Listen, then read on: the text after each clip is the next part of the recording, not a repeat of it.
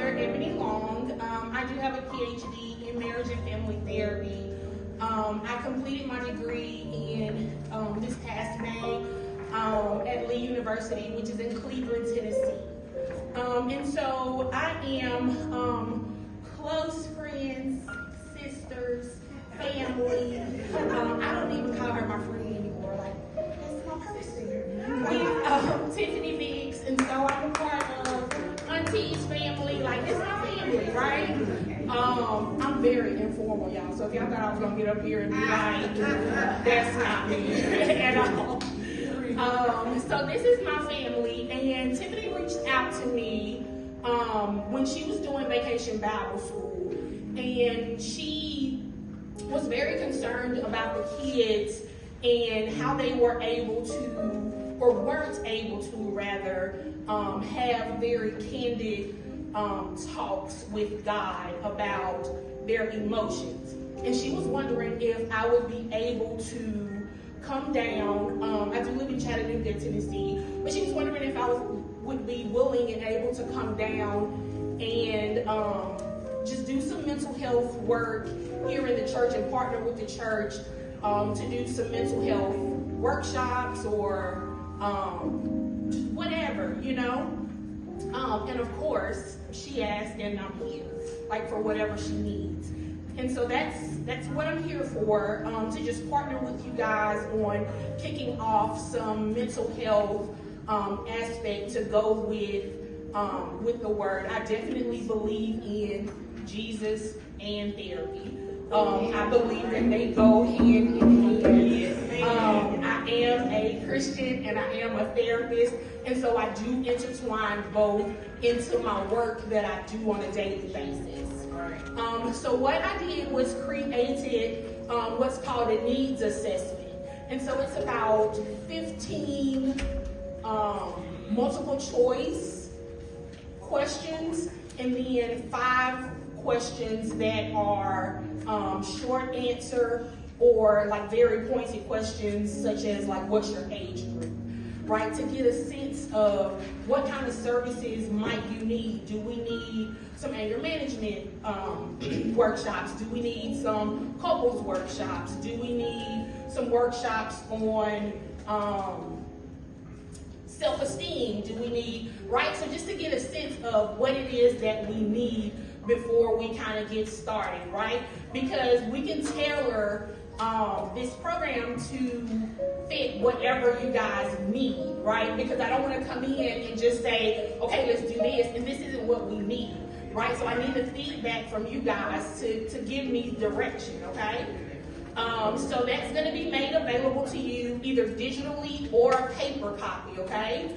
And I need from the youngest to the oldest. I need everybody to fill that out. And there's instructions on the top that says if it doesn't apply to you because of your age group or your status, then just put in A for not applicable. So there's some questions on there, such as, I have a hard time getting along with my friends at school.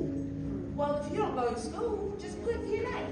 Or, for example, my spouse and I can reconnect after an argument. Well, if you don't have a spouse, just put in A. All right? That makes sense, everybody?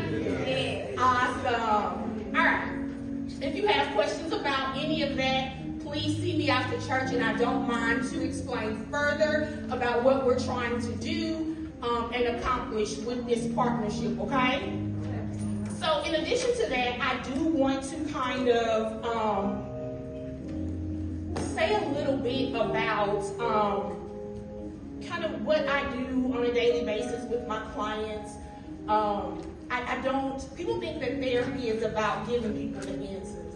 And I don't necessarily give people answers. I help you come to your own conclusions and your own answers, right? And with this being Women's Month, I want to focus today's inspiration on them, okay? Is anybody familiar with the parable of the 10 virgins waiting on the bridegroom? Yes. Yeah? Good, awesome. So we're going to focus on a small part of that parable. So hold the line while I catch the other people up who aren't as familiar, okay? So in Matthew 25, Jesus tells a parable about 10 bridesmaids, 10 virgins, who were going to meet the bridegroom, okay? 5 of them took extra oil with their lanterns, and then 5, the foolish ones, didn't take any extra oil, okay? They all fell asleep, right, waiting on him because he was taking so long. And so, excuse me guys, when it was announced that he was coming, the foolish ones' lanterns had went out just like the prepared ones, okay? And the foolish ones was like, hey y'all, give us some oil for our lanterns. And they was like, if we give you some, we're not gonna have enough for ourselves. So go buy some from the vendors and then come catch up with us. While they went to go buy some, the bridegroom came along. The prepared ones went on into the wedding like they were supposed to. And the foolish ones, they came along a little bit late. They knocked on the door, but they couldn't get in. Okay? And so, all right, so we're going to focus on, I paraphrase a little bit. Y'all get that? Okay? But we're going to focus on a tiny part of that parable that was all the way in the beginning. Okay?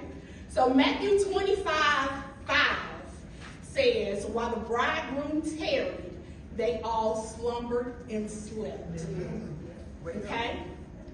In this parable, we are likened to the bridegroom and we are likened to the bridesmaids and Christ to the bridegroom. Okay? So if we're prepared and have our things in order, it's okay to rest. Okay? We don't have to rush home from work, picking up the kids, and then go right to the kitchen and cook. Okay? We can sit down for a minute and rest. We do not have to fill every waking minute trying to be productive. It's okay to take that nap. And most of all, it's okay to say no without explanation. No is a complete sentence. You can say no to invitations to dinner. You can say no to girls' night. And you can even say no to my new friend, Sister Loretta, when she adds you and you do such and such because you need to prioritize your rest. Okay? Ladies, as women, especially in the Black community, we pass down a lot of generational things. And busyness is one of those things that we pass down generation after generation after generation. Okay?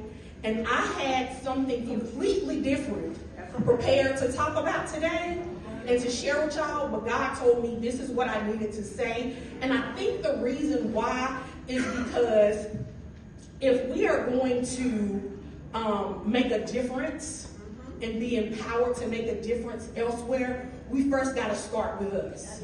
So today is the day that we stop and take a look at how we have been operating and start making some adjustments. Okay? So thank you for your time. Again, I will be here later on after church if you have any questions.